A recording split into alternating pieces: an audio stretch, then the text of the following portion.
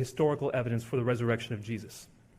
The enterprise of history is to do very much what science is doing, to take bits of data and to try to explain them with a model that makes most sense.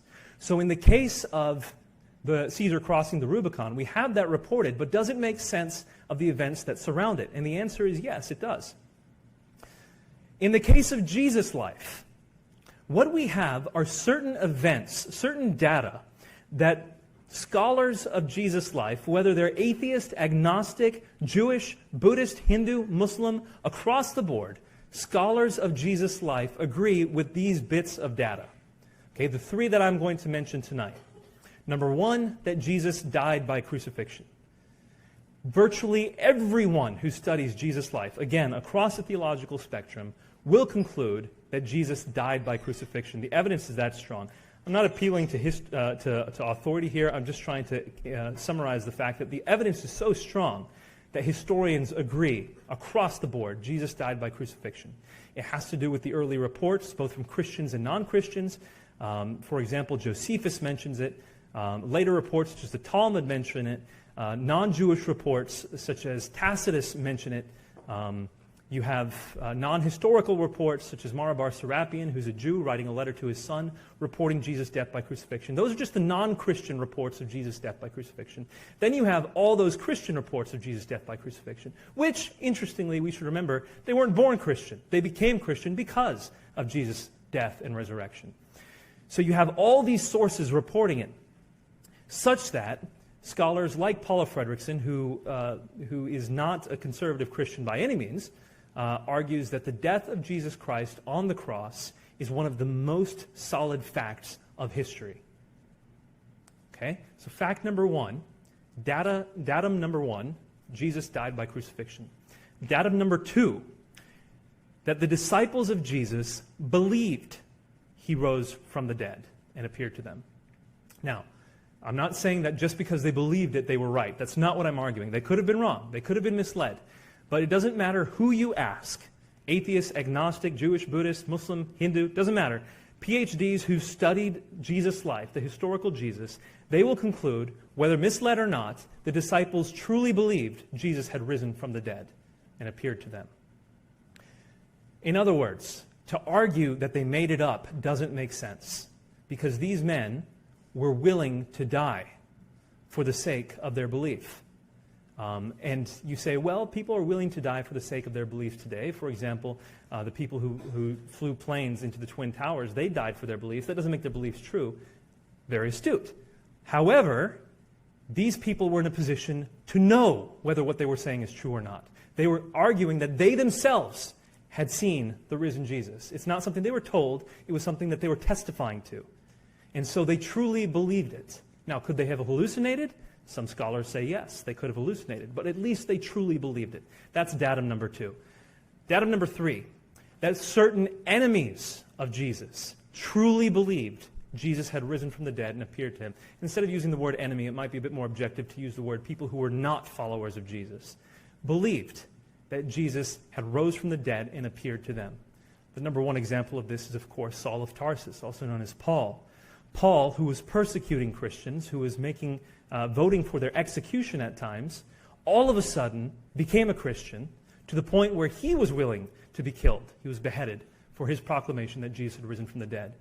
Again, could he have been wrong? Maybe, but he truly believed that Jesus had risen from the dead to the point where he was willing to give up his life to do so.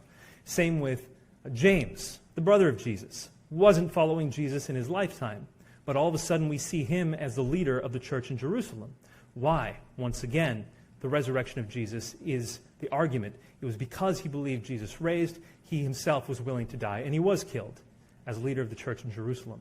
So, what do we have? We have three historical bits of data that Jesus died on the cross, disciples of Jesus believed he had risen from the dead, and those who did not follow Jesus believed he had risen from the dead.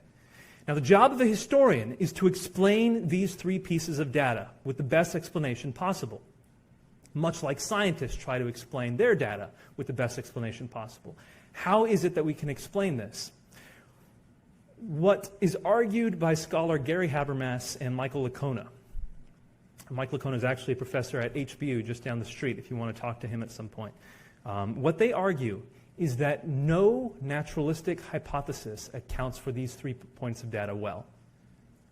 So what is the primary naturalistic hypothesis used to argue that Jesus did not rise, that the disciples believed that he had risen from the dead, that Jesus actually died on the cross? The 3 points of data.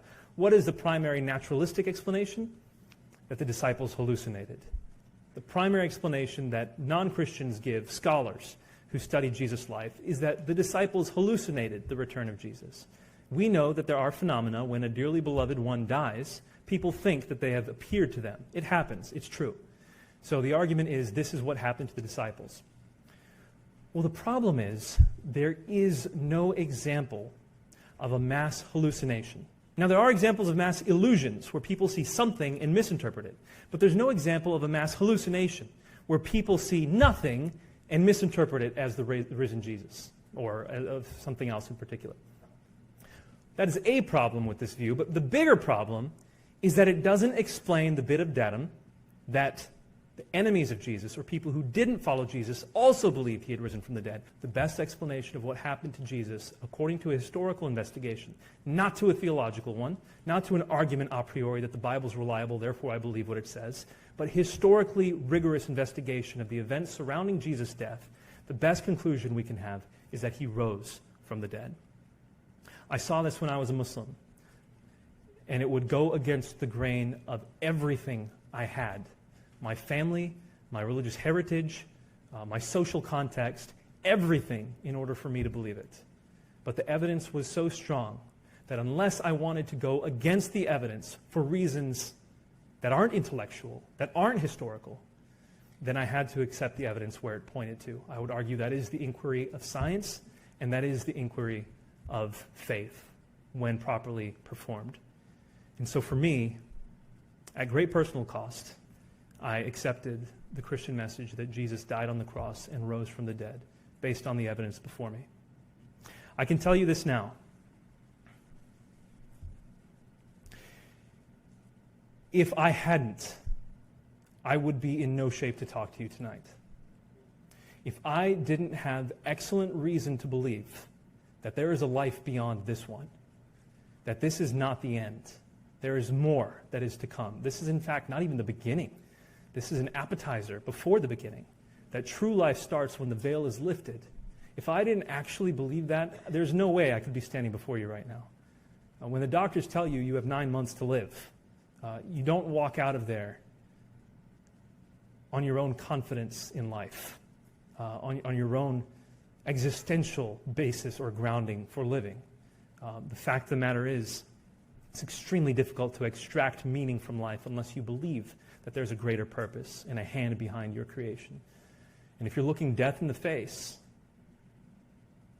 and you know, because of reason, not because of blind faith, but because of reason, that there's more to life, then you can look death in the face with confidence.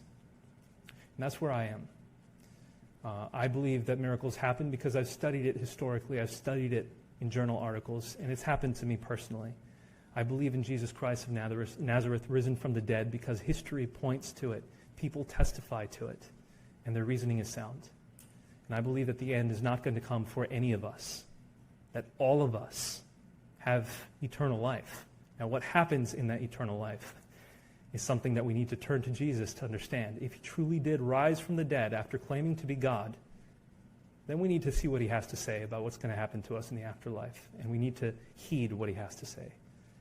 But I would tell you that there is hope, even in the face of death. And that's why I'm here to tell you that the evidence for the resurrection is so strong that once a scientist recognizes the limits of science and understands that science and faith are not at odds, but work hand in hand, even a scientist can and should conclude that Jesus has risen from the dead.